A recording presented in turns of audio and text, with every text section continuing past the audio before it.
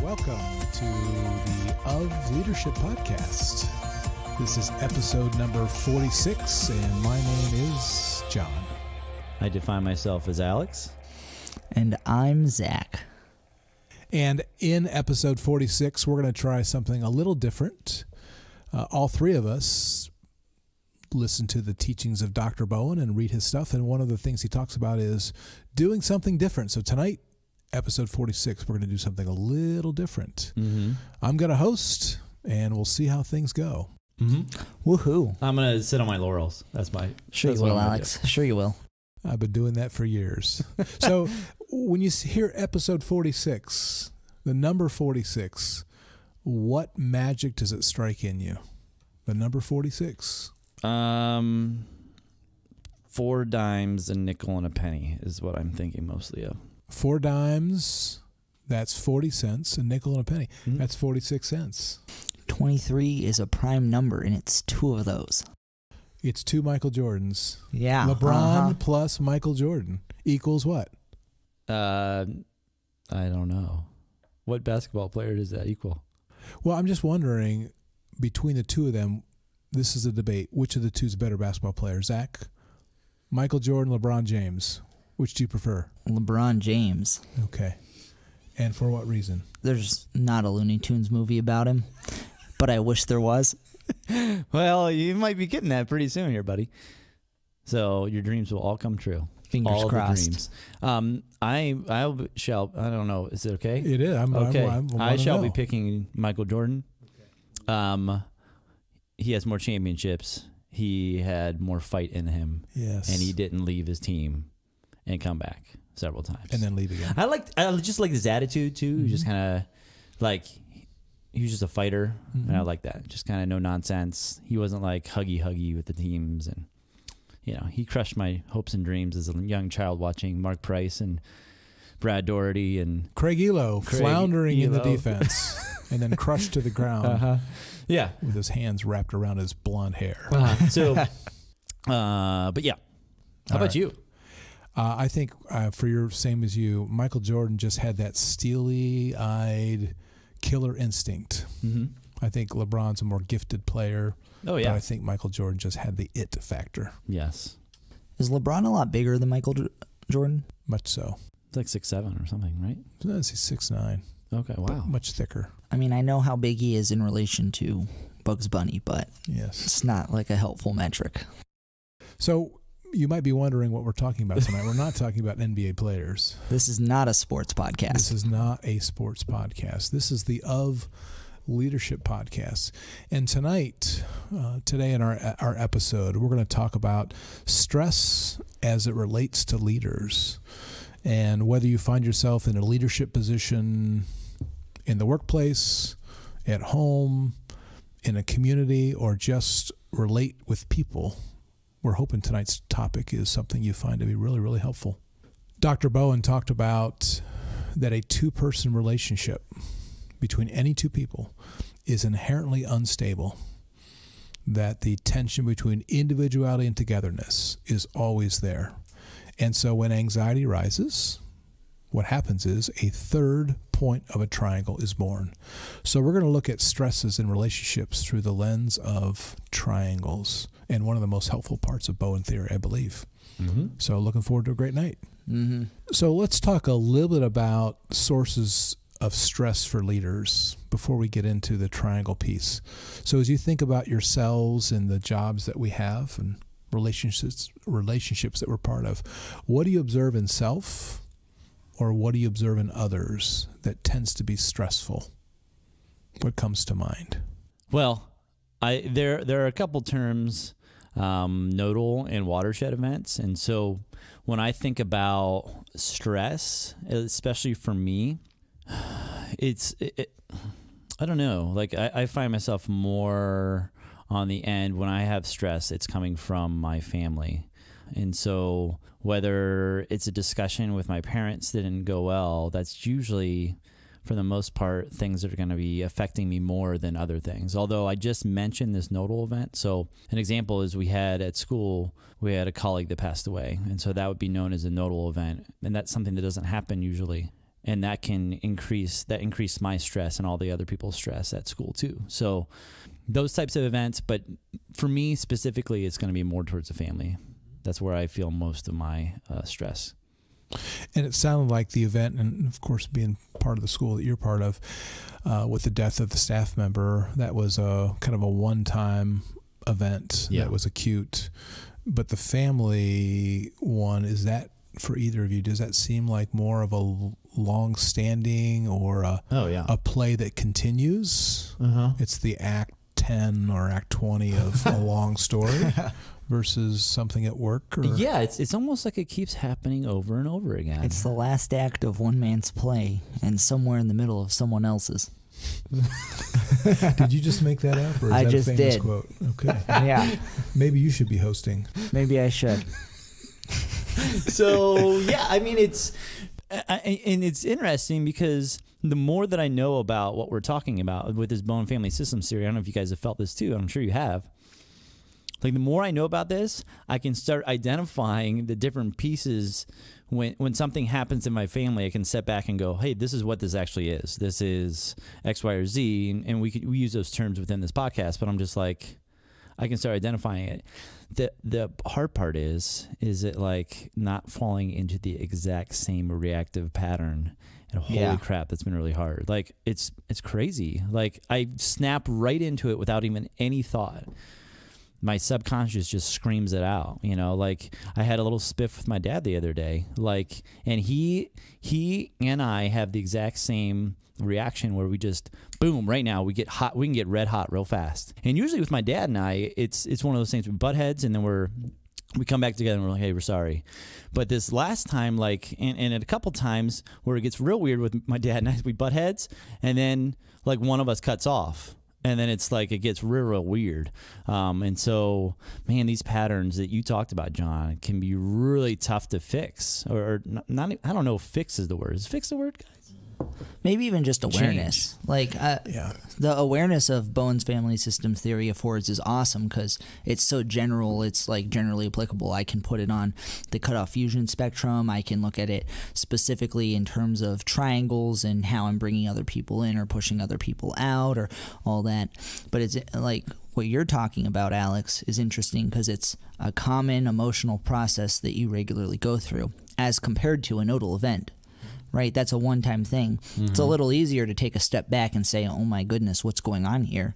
Because it doesn't happen every day. It's a one-time thing for that person. You know, you get born once and you die once. Observing automatic functioning. So it's when anxiety rises, especially in a family, we tend to go to a certain behavior that we've frequently done in the past. And all the actors in the play pick up the familiar script.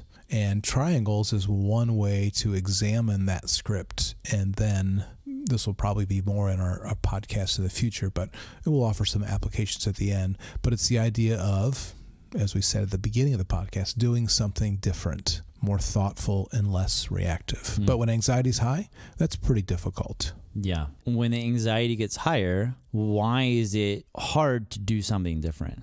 It's a great question.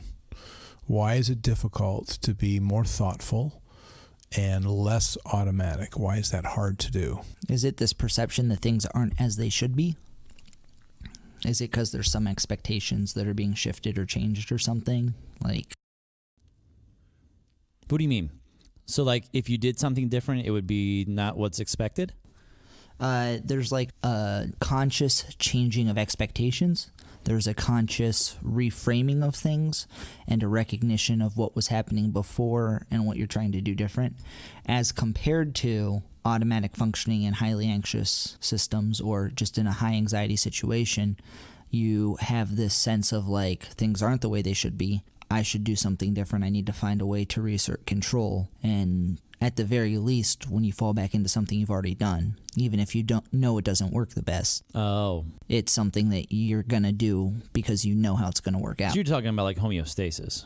Yeah. Yeah, just used to that. I have a practical example. I do some coaching on the side, and I was working with someone just recently who was talking about a colleague at school where this person works. And this person I'm coaching and a colleague that they work with, they share a similar student. They see them for two different things. And the student commented to the person I'm coaching that the other staff member was keeping track of how many minutes this teacher was spending with each of her students. And the student was concerned that the person I'm coaching might get fired because they weren't doing their job properly. And this person was really upset that, this is the person I'm coaching, that not only is their colleague keeping track of the number of minutes they're supposed to be doing their job, but that this child was disturbed. So I said, what did you do? And they said, well, I went to the principal and told her about what was going on, and she was going to talk to this teacher. So that's a triangle. So it's a tension between two people. This is a person and a colleague, and that tension is being played out through, the child is almost an actor in this, and then an interlocking triangle then becomes the principal. And so the typical thing that happens in that situation is exactly what took place, is to reroute the direct confrontation with this person and go and loop in an outsider to then run interference. So would you say, the reason why we aren't able to think more thoughtfully in a highly stressful situation is because we have our own set patterns, and then those lead to triangles. Yeah, she wanted to avoid a confrontation that she wasn't sure she knew how it was going to come out. Now, my question is this. The way that we triangle people, is that also part of our own patterns? Like, do we end up going to the same triangles, would you say? What does that mean? So Triangles? a specific triangle is, man, I can't handle this. I need to loop in a third person and tell them about it, or I can't handle this, so I'm going to somehow compromise with the person I'm with to make them feel better, even though I might not agree with what they're doing. That's what I'm talking about. I feel like there is a pattern that could be displayed that you end up doing the same thing, right? If you're looping in a third person to talk about somebody else, that's a form of gossip. It can be. And I think, Bowen talked about triangles, I don't know that he used these words, could be healthy or toxic. So if I would go to, or in this particular case, if they would go to the administrator and say, can you help me figure out how to frame this with so-and-so? So like a solution-oriented versus, hey, go fight my battles for me. Okay. So I think it depends on what we use that third person for, whether it's fact-finding, solution-oriented, or if it's, in the words you use, if it's just gossiping and complaining. Oh, so it's like a spectrum. But it's also like if you're having, it depends on the amount of anxiety you're going into that situation with and how you view that anxiety, right? So because the triangle is formed because of the anxiety, right? Okay. They're always there. They just light up when the anxiety gets higher. You start to see them. Right. So for somebody to go to your boss and seek that triangle out in a more responsive way, a responsible way, looking for factual information as opposed to just offloading stress, those are two very different things, right? They are. And is that dependent upon the self-differentiation of the person? I think so. I think also the relative level of intensity in that particular triangle, but I think it can look like two different things depending on if they're going for thoughtful reasons or gossiping and bashing reasons. I remember a specific situation in college when I was an RA. There was an incident that happened that broke the rules before school even started, and that's always good. Yeah, it's a great chance. Great start to the semester. I'm not even through the training, and I'm already trying to resolve this issue, and it's like, what do I do here? Hey, I think it makes a lot of sense. They start out right at the beginning saying this is the way things are going to be. Yeah. Here comes trouble. Lock it in. Yeah, and let me tell you, there was trouble throughout that semester. But that's some future episode. We'll delve into that. That'll be a fable unto itself. Mm-hmm. But it was interesting because I didn't know what to do, but it was my supervisor, we'll call him a supervisor, my RD's responsibility, good old Ben, to he needs to know what's going on. Mm-hmm. So I did go to him to tell him what's going on. I had the full intention of resolving it myself, but I also didn't know what to do. And so him being well-trained, they were very well-trained there. He said, hey, and he was testing the waters, do you want to handle this yourself, or are you expecting me to go solve this for you? And without thinking, because It's the way I'm wired. I was like, well, I want to go to this. I don't want to hand off my authority to you. I don't want them to see me as powerless and needing you for even little things like this. He's like, that's good. That's why I hired you. You hire people for what you can't train, and then you train them on what you can. But it was interesting because he equipped me to solve it for him, and I kept him in the loop, which meant we were both fulfilling our inherent responsibilities. He was a supporting triangle per se, Sure. but it wasn't interlocking. It didn't gridlock anything. I'm not relying on him. And I think the way that this relates to spectrums is people tend to seek conflict or separation, right? Just generally. And I know that I seek separation typically, but I know when I need conflict. And so my first instinct was, rather than starting with the dealing of the kid who had done whatever, was seeking out Ben and saying, hey, like, this is what's going on. Tell me what I need to do so I can go do it. And it gave me perspective. He equipped me to handle the situation. And I think it worked out for the best because I was more equipped in the future problems that I had with those rooms to deal with them as compared to if I had just handed it off. As opposed to, you brought him with stress, right? Yeah. Okay. If he would have taken that stress himself, which he inherently did take some, Right. if he would have taken that himself, he might not have responded the way he did. Right? Right. He could have done other things, such as fix it himself and try to cut you out of the loop, which inevitably would not have been helpful for your future. Or the person, my guess, is the person's future who is over here doing the bad stuff. Right? Right. And it's funny because he's the kind of person who, like, for example, if someone asks to be an exception of the rule, I want you to think about what would happen if everyone asked to be accepted from that rule. And it wouldn't work, if let's say there's a light limit. It's stupid. That's not a thing. But let's say there's a limit of lights because there's a certain amount of electricity. Sure, one room or two rooms can have more lights, but if everyone did, lights would blow. Power breakers flipped, all hell would break loose. But the idea is, like, he always thought in that worst case scenario that, let's assume everyone did this, let's assume. And so that really equipped him. I don't know if he used to not think like that and he learned trial by fire, but it was very helpful because he's not the one trying to solve my problems that I don't even want him to solve. Imagine that. He's assuming that I want him to solve his problem. He goes and solves it himself. I'm now no longer equipped to handle the situation in the future. He's destabilized my authority in that position. And what's he paying you for? I mean, that's basically what it comes down to. Like, what are you, well, what are you doing anymore? I wasn't getting paid. It's one of the But worst. you did get free room and board. Yes, which is not comparable to most other compensations in other universities, but I digress.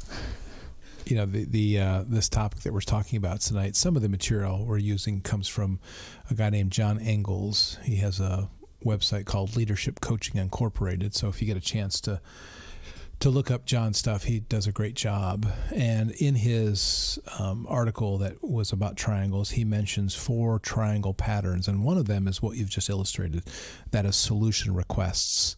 That one person brings a problem typically to a boss, and the boss solves it. And the example you gave, Zach, is you brought this problem, but you wanted to solve it himself versus your boss telling you what to do. So some quotes here. I'm not sure what to do with this person. And the quote is, well, here's what you need to do. Tell them this. So question and answer. And I think you're right. It causes people to be too dependent on the leader and causes the person that's coming to seek the advice and request to really lose confidence and feel like they can't do much. So I mean, isn't this coming from a good space?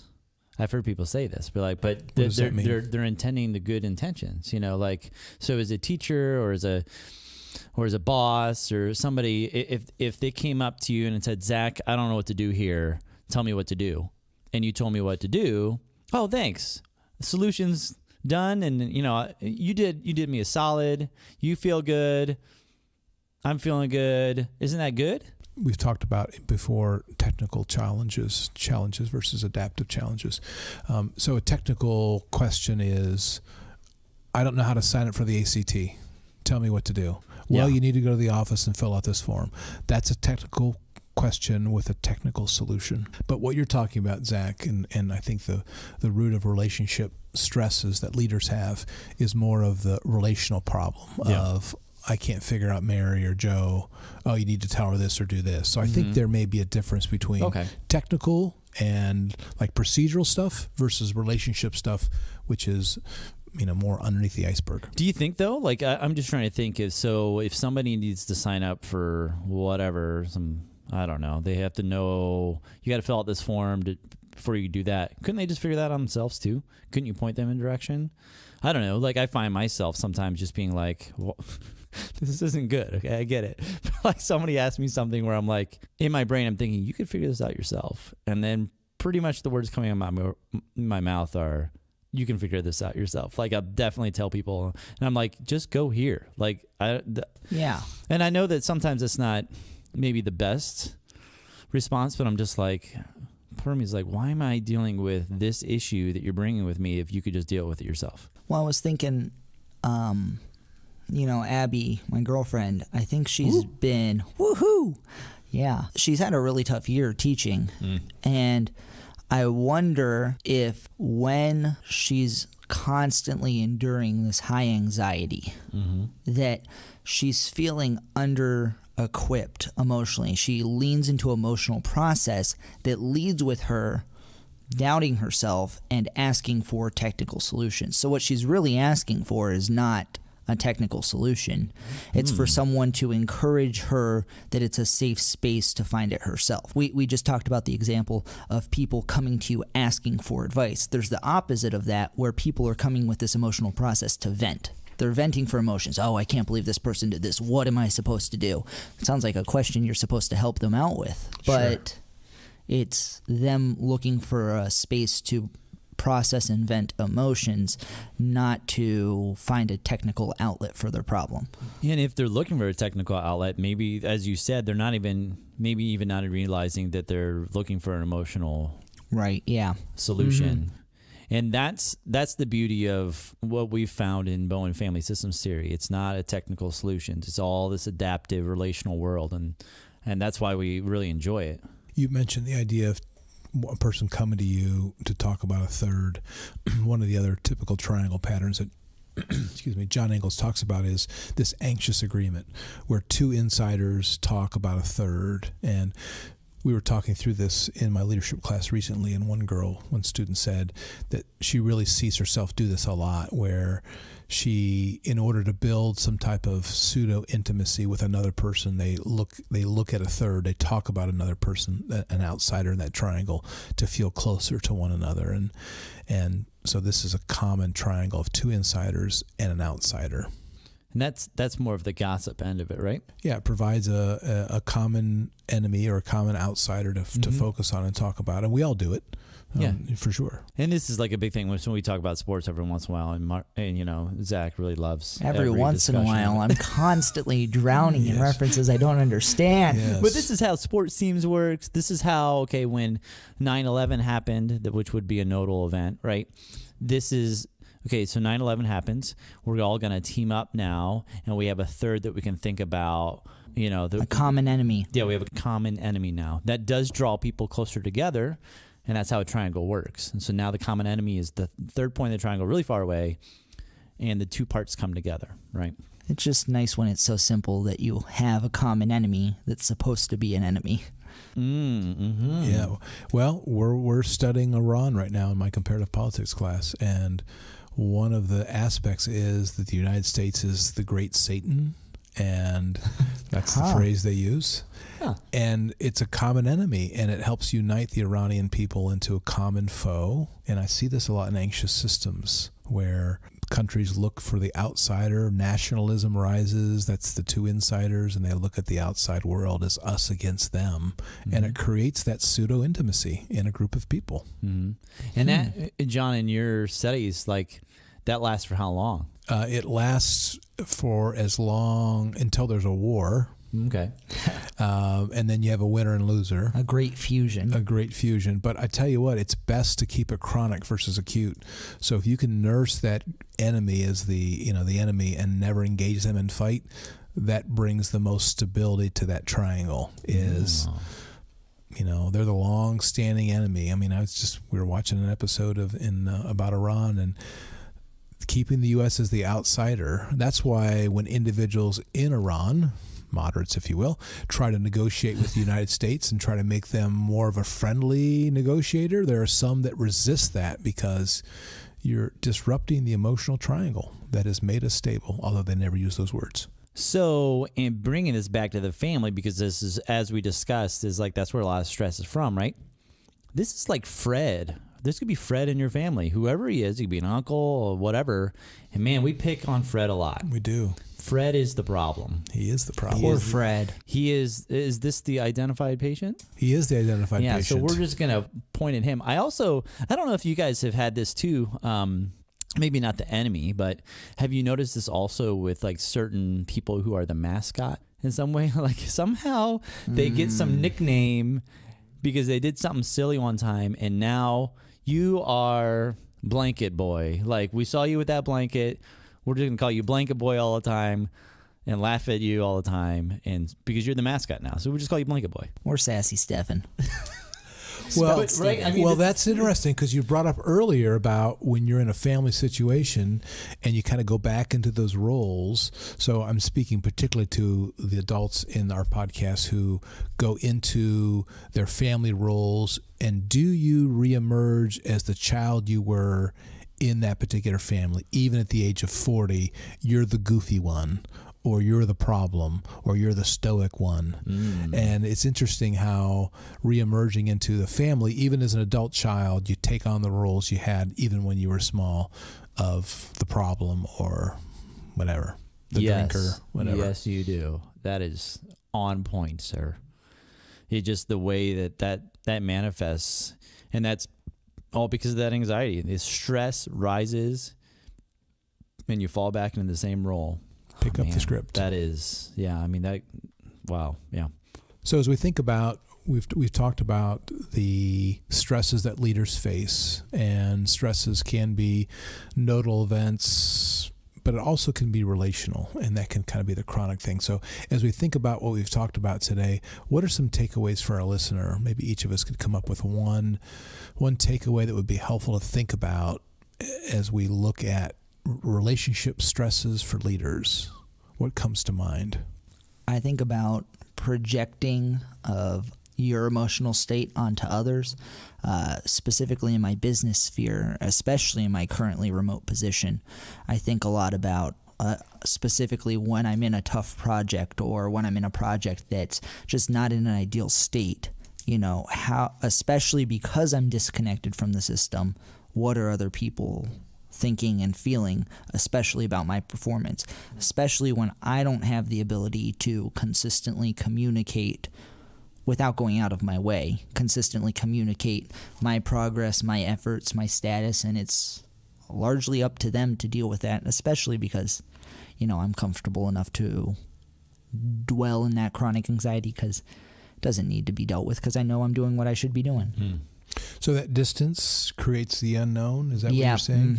And does that unknown increase the anxiety, you think, for you or others or I'm others sure in the for system? both sides, yeah. For me, the takeaway that I had is like factual, keeping things factual.